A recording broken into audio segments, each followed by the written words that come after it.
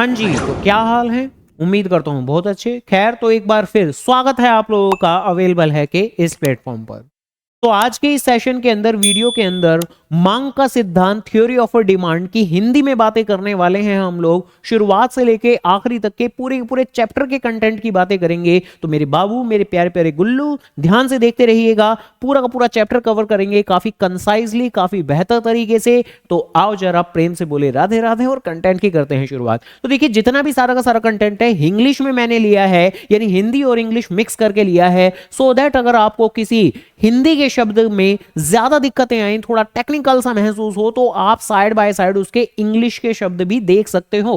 क्योंकि कई बार ऐसा होता है कि हिंदी के कुछ शब्द अपने आप में कुछ इतने ही ज्यादा टेक्निकल और मुश्किल से होते हैं, तो उनको जब हम इंग्लिश में देखते हैं तो थोड़ा ज्यादा अवेयर रहते हैं, हम आसानी से उन्हें समझ पाते हैं, क्योंकि वो आमतौर पर हमारी जनरल लाइफ के अंदर काफी इस्तेमाल होते हैं। तो जितने भी सारे के सारे नोट्स हैं वो इंग्लिश में ही लिए हुए हैं। आपकी इंग्लिश और हिंदी आपके साथ के साथ हर जगह दी हुई है। तो आओ जरा चैप्टर का कंटेंट इसी के साथ में करते हैं जी शुरू। सबसे पहले मांग का मतलब, जो बहुत ज्यादा आसान है, बहुत ही ज्यादा आसान है कि किसी भी एक पर्टिकुलर दाम पर यानी कीमत पर कितनी मांग की जा रही है, कितनी डिमांड की जा रही है कंज्यूमर के द्वारा, तो उसको हम मांग पुकारेंगे, डिमांड पुकारेंगे। तो सबसे पहले इस चैप्टर के अंदर आपको मांग का मतलब ही समझना है, जहां पर कितने उत्पादों की संख्या ऐसी है जो कि एक विशिष्ट अवधि यानी कि समय के अंदर की जा रही है विशिष्ट कीमत पर। तो देखिए, यहां पर स्पेसिफिक यानी विशिष्ट वर्ड पर आपको ध्यान देना है कि स्पेसिफिक विशिष्ट अवधि में विशिष्ट कीमत पर कितनी उत्पादों की संख्या ऐसी है जो कि कंज्यूमर खरीदने को तैयार है,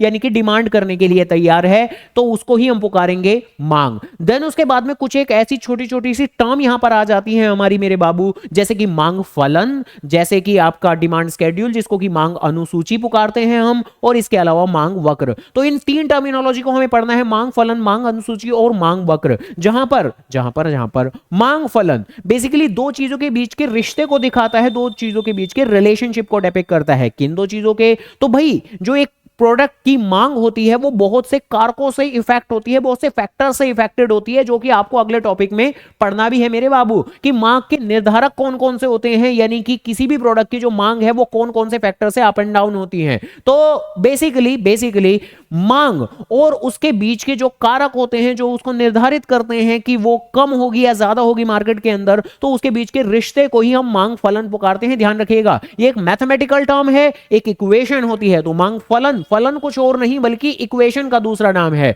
तो वस्तु की मांग और उसे प्रभावित करने वाले कारकों के बीच के कार्यात्मक संबंध, यानी उसके बीच के रिश्ते को, संबंध को दिखाने वाली चीज आपकी मांग फलन कहलाती है। जहां हम ये जितनी भी चीजें हैं, चाहे वो मांग फलन हो, अनुसूची या वक्र हो, उसको दो हिस्सों में पढ़ते हैं। ध्यान रखिएगा, एक व्यक्तिगत मांग जिसके अंदर हम एक व्यक्ति के द्वारा कितनी डिमांड क्रिएट की जा रही है ये पढ़ते हैं, और दूसरी बाजार मांग। तो कुल मिला के जितनी भी तीन टर्म है सभी को व्यक्तिगत मांग, बाजार मांग, व्यक्तिगत मांग और बाजार मांग, दो हिस्सों के अंदर हमें कवर करना है। जहां पर बहुत आसान कि व्यक्तिगत मांग मतलब कि एक पर्टिकुलर दाम, कीमत पर एक व्यक्ति, एक इंसान, एक इंडिविजुअल पर्सन कितनी मांग करता है, कितनी डिमांड करता है, वो आप व्यक्तिगत मांग में पढ़ते हैं। जबकि जो दूसरी बाजार मांग है, तो उसके अंदर तो एक पर्टिकुलर दाम, कीमत पर पूरे बाजार में कितनी मांग आ रही है, कि पूरे मार्केट के अंदर कितनी डिमांड क्रिएट हो रही है, वो कम हो रही है, ज्यादा हो रही है मांग, तो उन बातों को कंसीडर करते हैं। जहां पर व्यक्तिगत मांग फलन के अंदर जो मांग है जो एक इंसान के द्वारा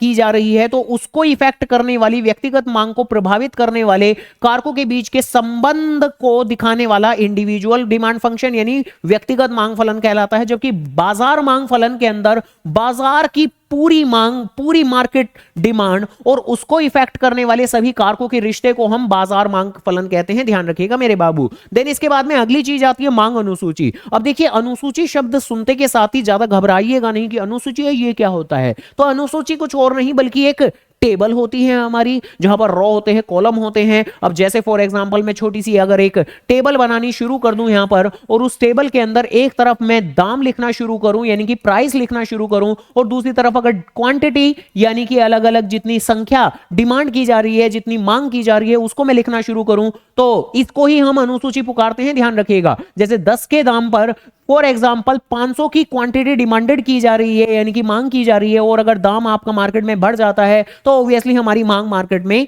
कम हो जाएगी मेरे बाबू। तो इस तरह की ये जो टेबल है इसी को ही हम अनुसूची पुकारते हैं, ध्यान रखिएगा। तो मांग अनुसूची क्या है? एक विशिष्ट अवधि के अंदर विभिन्न कीमतों पर, अब मैंने तो यहां इस टेबल के अंदर सिर्फ 2 ही कीमत लिखी है, लेकिन विभिन्न कीमतों पर अलग अलग कितनी विभिन्न मात्रा को दर्शाने वाली जो चीज होती है वो मांग अनुसूची कहलाती है, जिसके अंदर भी एक बार फिर व्यक्तिगत मांग अनुसूची आप पढ़ते हो और बाजार मांग अनुसूची पढ़ते हो। जहां व्यक्तिगत मांग अनुसूची के अंदर विभिन्न मात्राएं आप दिखाते हो सारणीबद्ध सूची की फॉर्म में, यानी कि एक टेबल की फॉर्म में, जहां एक उपभोक्ता यानी कि एक कंज्यूमर कितनी अलग अलग विभिन्न कीमतों पर विभिन्न मात्राएं खरीद सकता है वो हम दिखाते हैं। बाजार मांग अनुसूची के अंदर तो सारणीबद्ध सूची यानी एक टेबल हम दिखाएंगे, शो करेंगे, जिसमें विभिन्न मात्राएं हम दर्शाएंगे एक विभिन्न अवधि के द्वारा, एक विशेष अवधि के द्वारा, जो सभी उपभोक्ता, यहां पर सबसे ज्यादा गौर करने लायक बात क्या कि यहां पर हमने एक उपभोक्ता की बात की है और यहां पर हमने सभी उपभोक्ताओं की यानी पूरी बाजार की बात की है, ध्यान रखिएगा मेरे बच्चा।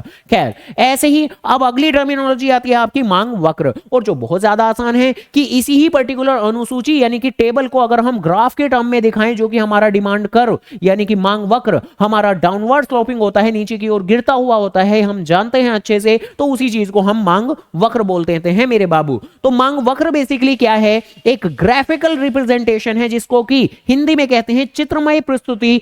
आप चित्रमय प्रतिनिधित्व ये वर्ड भी यूज कर सकते हो, ध्यान रखिएगा। तो चित्रमय का मतलब ग्राफ पे दिखाना, ग्राफिकल चीजों को दिखाना। तो चित्रमय प्रस्तुति, किस चीज की चित्रमय प्रस्तुति? तो बेसिकली चित्रमय प्रस्तुति कुछ और की नहीं बल्कि उस टेबल की, किस टेबल की? जिसको हम अनुसूची कहते हैं। तो सबसे पहले मांग वक्र क्या होता है? तो चित्रमय प्रस्तुति वो भी मांग अनुसूची की यानी कि डिमांड स्केड्यूल की यानी कि उस टेबल की, जहां व्यक्तिगत मांग वक्र के अंदर हम व्यक्तिगत जो मांग अनुसूची होगी उसका चित्रमय प्रतिनिधित्व करेंगे यानी कि ग्राफिक प्रतिनिधित्व करेंगे, ग्राफिकल प्रेजेंटेशन देंगे, जबकि बाजार मांग वक्र के अंदर हम मांग अनुसूची की चित्रमय प्रतिनिधित्व करेंगे यानी कि बाजार मांग अनुसूची की। तो देखिए जितनी भी आपकी टर्मिनोलॉजी है 2 हिस्सों के अंदर है, एक व्यक्तिगत मांग और एक बाजार मांग। यहां इन 3 शब्दों पर आपको ध्यान देना है। मांग फलन जो कि एक तरह की इक्वेशन है, मांग वक्र, और दूसरा है आपका मांग अनुसूची जो कि आपकी टेबल को रिप्रेजेंट करता है, एक तरीके की, जो कि टेबल कुछ ऐसी नजर आती है। देन इसके बाद में अगला टॉपिक जो मोस्ट इंपॉर्टेंट है, मांग के निर्धारक, यानी ऐसे कौन कौन से चीजें हैं, इसको आप मांग के कारक भी समझ सकते हो कि ऐसी कौन कौन सी चीजें हैं जो मांग को इफेक्ट करती हैं यानी कि उसको अप एंड डाउन करती हैं। तो काफी ज्यादा आसान। सबसे पहला निर्धारक, सबसे पहला कारक क्या है हमारा? Price of the good. That means क्या क्या क्या? प्राइस का मतलब कीमत। तो किसी भी वस्तु की कीमत सबसे बड़ा कारक है, ध्यान रखिएगा। इस चीज के पीछे की उस पर्टिकुलर कमोडिटी की डिमांड यानी कि मांग वो कम होगी या ज्यादा होगी। तो बहुत ज्यादा आसान सी बात है कि अगर कीमत मार्केट में कम हो जाएगी तो अकॉर्डिंगली जो मांग होगी वो बढ़ जाएगी। भाई कीमत अगर कम हो जाती है तो जो पर्टिकुलर प्रोडक्ट है वो सस्ता माना जाता है, तो अकॉर्डिंगली मांग ज्यादा करते हैं लोग, और अगर कीमत बढ़ जाती है तो चीज महंगी हो गई है तो जो मांग होगी वो अकॉर्डिंगली कम करेंगे। तो जो सबसे पहली चीज है वो यही है कि वस्तु की मांग और उसकी कीमत के बीच में विपरीत संबंध है। विपरीत संबंध का मतलब एक के बढ़ने से दूसरा गिरता है और एक के गिरने से दूसरा बढ़ जाता है। तो ये क्या इंगित करता है, क्या इंडिकेट करता है? ये जो विपरीत संबंध है तो ये इसी बात को इंडिकेट करता है कि वस्तु की कीमत अगर बढ़ती है तो उस हिसाब से जो मांग होगी वो कम हो जाएगी, और इसके विपरीत भी सच है। इसके विपरीत मतलब वस्तु की कीमत अगर कम हो जाएगी, गिर जाएगी, तो ऐसे में जो मांग की मात्रा होगी वो अकॉर्डिंगली बढ़ जाने वाली है आपकी। तो सबसे मेन कारक है आपका, ध्यान रखिएगा, और बहुत ज्यादा आसान भी है। वस्तु की कीमत कम तो मांग ज्यादा, और वस्तु की कीमत ज्यादा तो मांग कम हो जाएगी। बहुत ज्यादा आसान है। देन इसके बाद में अगली बात करता हूं मैं सब्स्टिट्यूट गुड, जिसका मतलब है स्थानापन्न वस्तुएं, और दूसरा है कॉम्प्लीमेंट्री गुड जिसका मतलब है पूरक वस्तुएं। तो स्थानापन्न वस्तुएं क्या होती हैं? तो देखिए एक तरह के ऑप्शन होते हैं। तो स्थानापन्न वस्तुएं क्या होती हैं? एक तरह के ऑप्शन होते हैं, यानी कि एक के स्थान पर दूसरे को इस्तेमाल आप कर सकते हो। जैसे कि मोस्ट फेमसली जो हमारी बुक के अंदर गिवन है हम वही लेंगे। जैसे कि टी के स्थान पर आप बेसिकली कई बार कॉफी भी कंज्यूम कर लेते हैं, तो जो टी और कॉफी है वो स्थानापन्न वस्तुएं हुई आपकी, ध्यान रखिएगा मेरे बाबू। तो स्थानापन्न वस्तुएं क्या होती हैं? जो एक के स्थान पर दूसरे आप यूज कर सकते हो, यानी एक तरीके से ऑप्शन हमारे। जैसे अक्सर अगर कॉफी के दाम बढ़ गए हैं, कॉफी महंगी हो गई है, तो बेसिकली कॉफी क्योंकि महंगी हो गई है तो कॉफी के स्थान पर आप टी को कंज्यूम कर सकते हो। तो कॉफी के दाम बढ़े, कॉफी की कीमत बढ़ी, तो आपने चाय की मांग भी बढ़ा दी। और अगर कॉफी के दाम कम हो जाते हैं, कॉफी सस्ती हो जाती है तो भाई कॉफी के स्थान, अब बेसिकली चाय के स्थान पर ज्यादातर लोग कॉफी को ही प्रेफर करेंगे,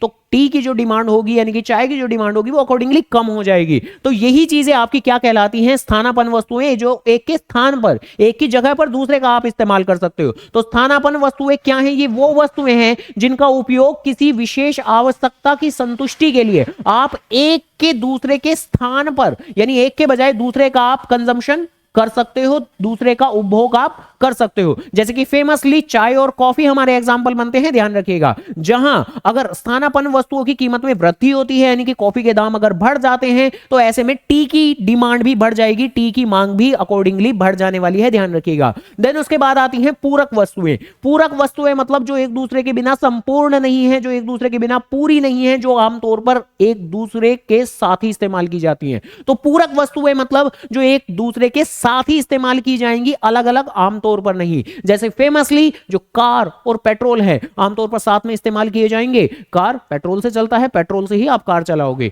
तो जरा आराम से, अगर पेट्रोल के दाम बढ़ जाएंगे तो ऐसी सिचुएशन में कुछ लोग तो होंगे जो शायद कार खरीदने की सोच रहे होंगे, तो वो कार अब थोड़ी कम खरीदेंगे।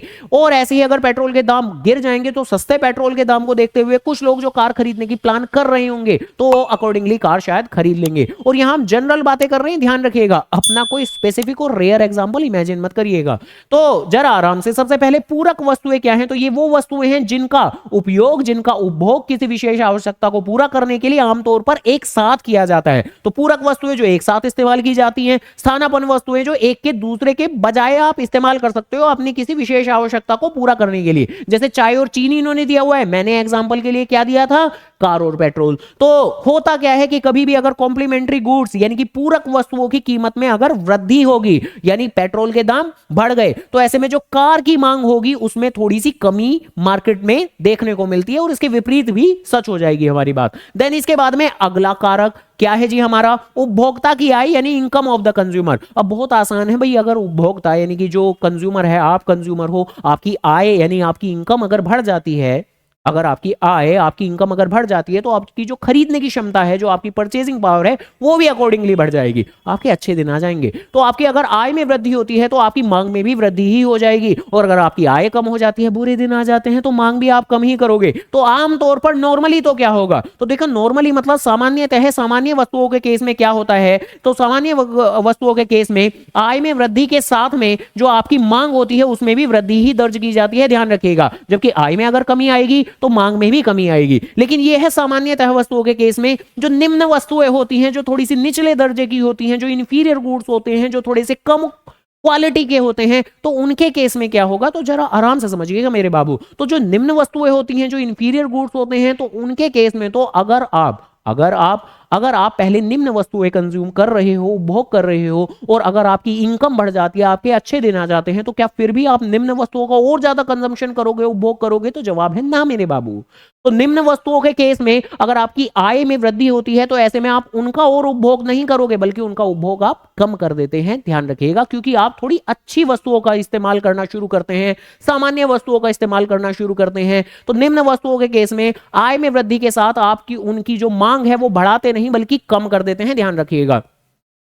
तो निम्न वस्तुओं के मामले में जो आय में वृद्धि अगर होती है, आय में वृद्धि नहीं खैर, तो हाँ, तो आय में वृद्धि अगर होती है, तो ऐसे में जो आप अपनी निम्न वस्तुएं उनकी जो मांग है वो कम कर देते हैं। और ऐसा क्यों करते हैं? क्योंकि आप सामान्य वस्तुओं की तरफ, थोड़ी सी उच्च दर्जे की जो वस्तुएं होंगी उनकी तरफ आप शिफ्ट हो जाते हैं, बदल जाते हैं। खैर, तो इसी के साथ में आगे बढ़ते हैं। इसके अलावा और भी हमारे कारक हैं, जैसे कि हमारी स्वाद और हमारी प्राथमिकताएं। अब अगर कोई चीज हमें स्वादिष्ट लगती है बहुत ज्यादा, या किसी चीज को हम ज्यादा प्राथमिकता देते हैं, प्रेफरेंस देते हैं किसी पर्टिकुलर ब्रांड को, किसी भी चीजों को, तो ऐसे में तो चाहे उसकी कीमत में कितनी भी गिरावट आती रहे, ऐसी सिचुएशन के अंदर अगर हम जरा आराम से ध्यान से समझ लीजिएगा, ये जो जितने भी हम कारक पढ़ते हैं किस तरीके से पढ़ते हैं कि देखो, हम ऐसा नहीं बोलते कि किसी भी चीज की कीमत अगर बढ़ रही है तो हमेशा ही मांग में कमी आएगी, तो ऐसा नहीं है। हम बात कर रहे हैं कि जो पर्टिकुलर प्रोडक्ट है उसकी मांग के निर्धारक कौन कौन से हैं। तो कुछ लोग ऐसे होते हैं जो स्वाद को इतनी ज्यादा प्रेफरेंस देते हैं कि अगर उस वस्तु की कीमत बढ़ रही है, वृद्धि आ रही है, तो भी मान के चलो हम तो डिमांड जरूर करेंगे। तो देखिए, अगर किसी चीज को आप प्राथमिकता देते हो, इंपॉर्टेंस देते हो, तो आप इग्नोर करते हो अपनी इनकम को, अपनी आय को, आप इग्नोर करते हो उस वस्तु की कीमत को। उस सिचुएशन में तो आप कंसीडर करते हो, प्राथमिकता देते हो किस चीज को, उस पर्टिकुलर कमोडिटी को। तो जरा आराम से, उपभोक्ता की जो पसंद है किसी भी वस्तु को लेकर और वो उसको सीधे प्रभावित करती है, सीधे मतलब डायरेक्टली रिलेटेड है, वो ध्यान रखिएगा। अगर आपके फेवर में है वो कमोडिटी तो प्राइस को आप इग्नोर करते वक्त आप उसे जरूर कंसीडर करोगे। और इसमें फैशन और रीति रिवाज की बातें भी आ जाती हैं, आपकी हैबिट्स की बातें भी आती हैं, आदतों की बातें भी आ जाती हैं। खैर, इसके अलावा कई बार आप आज के बजाय भविष्य की ज्यादा उम्मीदें लगाते हैं कि क्या पता इस पर्टिकुलर वस्तु की कीमत भविष्य में और ज्यादा गिर जाए। तो माना आज गिर रही होगी, लेकिन आप तो भविष्य में खरीदोगे तो आज आप कम खरीदते हो, तो फ्यूचर में अगर आप उम्मीद लगा रहे हो कि भविष्य में कीमत बहुत ज्यादा गिरेगी तो आज आप मांग कम करते हो। तो जरा आराम से, यहां पर भी हम कहते हैं कि भविष्य में कीमतों में जो भी बदलाव की आप उम्मीद करते हो और वर्तमान अवधि में जो भी आप मांग में बदलाव करते हो उसके बीच में भी आप सकारात्मक संबंध है, पॉजिटिव रिलेशन है। यानी अगर भविष्य में आप सोच रहे हो कि कीमत बहुत ज्यादा कम होगी तो आज आप मांग कम करोगे, और अगर आपको लग रहा है भविष्य में जो दाम होंगे, जो कीमतें होंगी वो बहुत ज्यादा बढ़ जाने वाली हैं, तो आज की डेट में डर के मारे आप आज ही मांग में वृद्धि कर देते हैं। तो पॉजिटिव रिश्ता है, सकारात्मक संबंध है, ध्यान रखिएगा। खैर, देन इसके बाद में मोस्ट इंपॉर्टेंट मांग का नियम, जिसको कि लॉ ऑफ डिमांड कहते हैं। मांग का नियम क्या है जी? मांग का नियम, अब देखिए, नियम वर्ड सुनते ही, लॉ वर्ड सुनते ही हमें लगता है कि जैसे पता नहीं कौन सी खतरनाक सी चीज है मेरे बच्चा, जबकि ऐसा बिल्कुल नहीं है। ध्यान रखिएगा, ये जो हमारा सबसे पहला कारक था वस्तु की कीमत, जो क्या कहता था कि भाई वस्तु की कीमत अगर कभी भी बढ़ जाएगी हमारी तो मेन जो कमोडिटी की मांग होगी उस वो हम थोड़ी कम करेंगे, और वस्तु की कीमत कम होने पर हम मांग बढ़ा देंगे क्योंकि वो सस्ती हो गई है। तो ये है हमारा, यही कुछ और नहीं बल्कि मांग का नियम है। यानी मांग का नियम क्या दिखाता है कि वस्तु की जो कीमत होगी, उसकी जो भी प्रस्तावित मात्रा होगी, उसके बीच में व्युत्क्रम संबंध यानी इनवर्स रिलेशनशिप को ये दिखाता है, विपरीत संबंध को दिखाता है। व्युत्क्रम मतलब विपरीत, इनवर्स, ध्यान रखिएगा। तो यहां पर मेन मुद्दे की बात कि अन्य कारक जो हैं वो स्थिर रहने वाले हैं, और बल्कि मांग के नियम के अंदर एक टॉपिक आपका ये भी आता है कि मांग के नियम को पढ़ते वक्त आपकी मान्यताएं क्या हैं, आप एज्यूम क्या क्या करते हो। तो बाकी के जितने भी हमारे सारे के सारे ये कारक हैं उन सबको हम एज्यूम करके चलते हैं, मान लेते हैं, मान्यताएं हैं ये हमारी कि वो आपकी बदलेंगी नहीं। यानी संबंधित वस्तुएं जिसमें पूरक वस्तुएं और स्थानापन्न वस्तुएं दोनों आ जाती हैं तो उनकी कीमतों में कोई बदलाव नहीं होगा, वो स्थिर रहेंगी। जो उपभोक्ता की आय है उसमें कोई परिवर्तन नहीं होगा, जो उपभोक्ता की स्वाद और पसंद है वो आमतौर पर बदलेगी नहीं। ये हम एज्यूम कर रहे हैं, मान रहे हैं, ध्यान रखिएगा, इसलिए इनको मान्यताएं कहते हैं। ये हम मान रहे हैं, जो भविष्य में जो भी कीमतों में बदलाव होगा ये भी हम मान रहे हैं कि हम ऐसा कोई भी जो की है उम्मीदें नहीं लगाएंगे।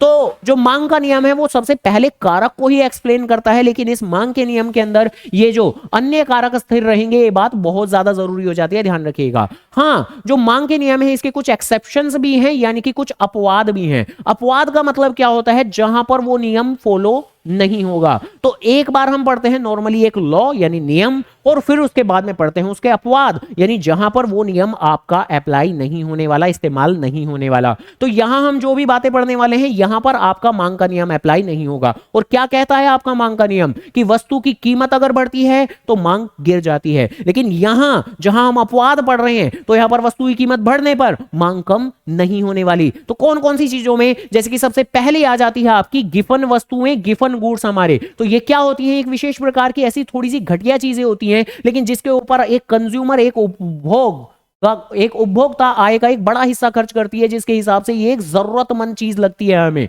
तो ध्यान रखिएगा, ये थोड़ी सी डिग्रेडेड चीज है, घटिया वस्तुएं, लेकिन जिसके ऊपर हम अपनी आय का एक अच्छा खासा हिस्सा खर्च कर देते हैं, जिसकी वजह से ये एक जरूरी वस्तुएं बन जाती हैं हमारे लिए। जिस केस में अगर वस्तु की कीमत बढ़ती भी है तो भी हम इनकी डिमांड, इनकी मांग कम नहीं करते हैं, क्योंकि ये तो जरूरी चीजें हैं। खैर, तो ध्यान रखिएगा यहां पर मांग का जो नियम है वो अप्लाई नहीं होता। स्टेटस सिंबल समान, यानी ऐसी चीजें जो कि आपकी प्रतिष्ठा को दिखाती हैं, आपके स्टेटस को रिप्रेजेंट करती हैं, तो उन चीजों के केस में भी मांग का नियम आपका अप्लाई नहीं होता। जैसे कि हीरा, सोना, प्राचीन जो पेंटिंग्स होती है, एंटिक्स जो होते हैं, तो ये सारी चीजें आपकी प्रतिष्ठा का कारण बनती है। इनका दाम ज्यादा है, इसलिए ही आप इनकी मांग ज्यादा कर रहे हो। इनका दाम ही अगर ज्यादा नहीं होगा तो आप क्या ही इनसे मतलब प्रतिष्ठा ले पाओगे। इसके अलावा कमी का डर, अब किसी कमोडिटी की, किसी वस्तु की अगर आपको भविष्य में कमी का डर लग रहा है कि भाई फ्यूचर में कमी आ सकती है, तो बेसिकली आज माना उसकी कीमत बढ़ रही होगी लेकिन आपको तो कमी का डर सता रहा है, तो जिसके चलते आप आज ही मांग ज्यादा कर देते हो, तो कीमत में वृद्धि के साथ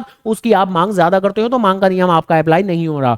इसके अलावा अगर आप में अज्ञानता है, यानी आप थोड़ा सा इग्नोर कर रहे हो इकोनॉमिक कॉन्सेप्ट्स को, या फैशन संबंधी सामान है, या आपके जीवन की आवश्यकताएं हैं, जैसे कि पैरासीटामोल की गोली। अब पैरासीटामोल की गोली का दाम अगर कम हो जाएगा, कीमत कम हो जाएगी, तो क्या नाश्ते में भी उसे खाना शुरू करेंगे, क्या लंच में भी उसे खाएंगे, क्या उसकी लगातार मांग बढ़ाएंगे? तो जवाब है ना, वो तो आपकी आवश्यकता है, पैरासीटामोल की गोली आपकी आवश्यकता है। तो अगर दाम आपका कीमत कम होती है तो ऐसा ये नहीं है कि हम उसकी मांग ज्यादा करने लगेंगे, जरूरत के अकॉर्डिंगली ही करेंगे। और पैरासीटामोल की गोली लगभग लगभग एक जो स्ट्रिप होती है, पत्ता होता है, वो 10 रुपए का होता है। अगर 100% से प्राइस बढ़ जाए, 10 के बजाय 20 हो जाए, यानी कीमत में वृद्धि आएगी, तो क्या हम मांग कम करना शुरू कर देंगे कि बुखार हो रहा है हम नहीं कहेंगे? तो भैया बुखार के वक्त तो वो आपकी आवश्यकता है, आप जरूर खाओगे, आप जरूर कंज्यूम करोगे। तो आवश्यकताओं के केस में भी आपका मांग का जो नियम है वो आपका अप्लाई नहीं होता। देन उसके बाद में सबसे आखिरी और सबसे ज्यादा जरूरी टॉपिक आपका ध्यान रखिएगा, क्या, जरा सुन लेते हैं। तो एक चीज होती है आपकी मांग में वृद्धि, एक चीज होती है मांग में वृद्धि, और एक चीज होती है आपकी मांग में विस्तार। एक होती है मांग में वृद्धि और एक होता है मांग में विस्तार। अब देखिए, वैसे हिंदी में अगर हम जाएं तो वृद्धि का मतलब क्या होता है, किसी चीज का बढ़ना, और विस्तार का मतलब भी क्या होता है, किसी चीज का बढ़ना। तो वृद्धि का मतलब किसी चीज का बढ़ना, विस्तार का मतलब भी किसी चीज का बढ़ना। लेकिन जरा आराम से, यहां पर इकोनॉमिक्स के अंदर यहां पर ये दोनों चीजें आपकी अलग अलग हैं, अर्थशास्त्र के अंदर इन दोनों चीजों को अलग अलग बोला गया है, ध्यान रखिएगा। तो यहां पर बोला क्या गया है कि हम जानते हैं कि जो किसी भी वस्तु की मांग है उसको निर्धारित करने के अलग अलग हमारे कारक हैं। अब इसमें से जो हमारा सबसे पहला कारक है, हमारा जो सबसे पहला कारक है, इसको हम अलग कंसीडर करते हैं, और बाकी के आपके जितने भी सारे के सारे कारक हैं, जैसे कि संबंधित वस्तुएं या आय या आपके स्वाद और प्राथमिकताएं या फिर आपकी भविष्य की उम्मीदें, तो इन सारे के सारे कारकों को हम अलग कंसीडर करते हैं। तो जरा आराम से, जब कभी भी आपकी वस्तु की कीमत में ही जब कहीं भी कोई भी बदलाव आएगा, अगर वस्तु की कीमत में ही जब कहीं भी कोई बदलाव आएगा, तो उसको कहते हैं हम मांग में विस्तार या मांग में संकुचन।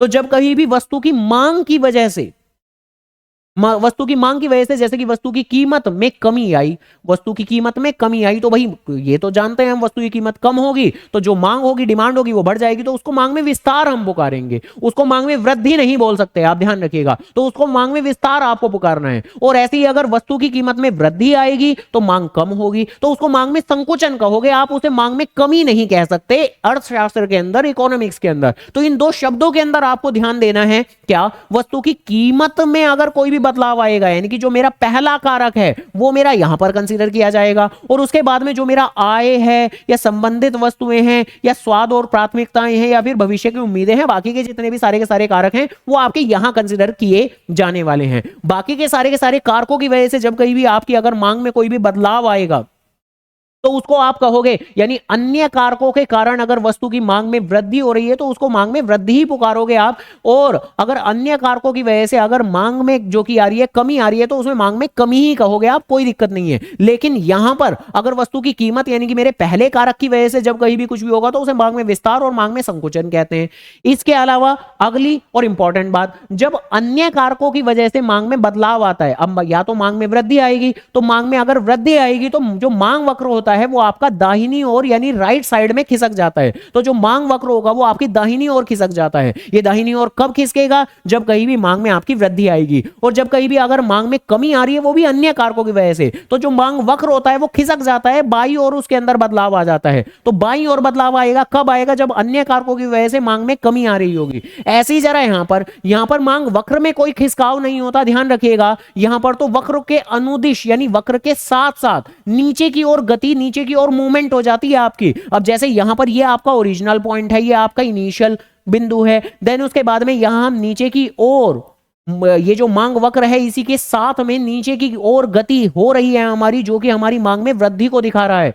तो मांग में विस्तार पुकारोगे आप अगर कभी भी कीमत में कमी के कारण मांग बढ़ रही है, तो उसे मांग में वृद्धि नहीं पुकार के मांग में विस्तार पुकारेंगे। और मांग में विस्तार के केस में आप मांग वक्र के ही साथ साथ इस तरह से नीचे की ओर आप शिफ्ट हो जाते हो, नीचे की ओर आपकी गति आ जाती है। जबकि अगर कहीं भी वस्तु की कीमत में वृद्धि आएगी, तो हम जानते हैं वस्तु की कीमत में वृद्धि आ रही है तो मांग कम हो जाएगी, लेकिन उसे मांग में कमी नहीं पुकारेंगे, उसे मांग में संकुचन पुकारेंगे, आप ध्यान रखिएगा। और ऐसे में आप ऊपर की ओर गति, जो आप मांग वक्र के अकॉर्डिंगली है, अनुदिश है, अनुदिश का मतलब वक्र के साथ साथ, तो मांग वक्र के साथ साथ आप ऊपर की ओर आपकी गति हो जाती है। तो ये वाली बातें ध्यान रखिएगा। ये जो सबसे आखिरी टॉपिक है इसको अच्छे से अंडरस्टैंड कर लीजिएगा प्लीज। तो इस पूरे की पूरे सेशन के अंदर हमने मेनली सारी बातें कर ली। जैसे शुरुआत में कुछ एक टर्म्स थी हमारी, मांग फलन, मांग अनुसूची और मांग वक्र, जो कि दो हिस्सों में थी, व्यक्तिगत मांग और बाजार मांग। देन इसके बाद में हमने कुछ एक मांग के निर्धारक यानी मांग के कारक भी पढ़ लिए, जिसको बहुत कंसाइजली हमने चीजों को देखा। देन मांग का नियम, जो कि इस चैप्टर का सबसे ज्यादा आसान टॉपिक था। एंड फिर उसके बाद में ये चीजें कि मांग में वृद्धि और मांग में विस्तार, इन दो शब्दों के अंदर क्या अंतर है, और मांग में कमी और मांग में संकुचन, तो इन दो शब्दों में क्या अंतर है। तो खैर इसी के साथ मेरी आज की सेशन की यही बात खत्म होती है। तो वीडियो को लाइक जरूर कर दीजिएगा अगर अभी तक नहीं किया है। तो भाई मेहनत लगती है सभी चीजों में, और अप्रिशिएट करने का ये एकमात्र अच्छा जरिया है आपके पास में। तो वीडियो को लाइक करें, चैनल को सब्सक्राइब जरूर कर लें, जिससे कि अगली आने वाली कोई भी वीडियो मिस ना हो। और जो भी अप्रोप्रिएट कमेंट आपको लगता है, कोई और चैप्टर का आपको वन शॉट चाहिए, तो जरूर कमेंट सेक्शन के अंदर मेंशन करिए। तो ओके डन, टाटा बाय बाय।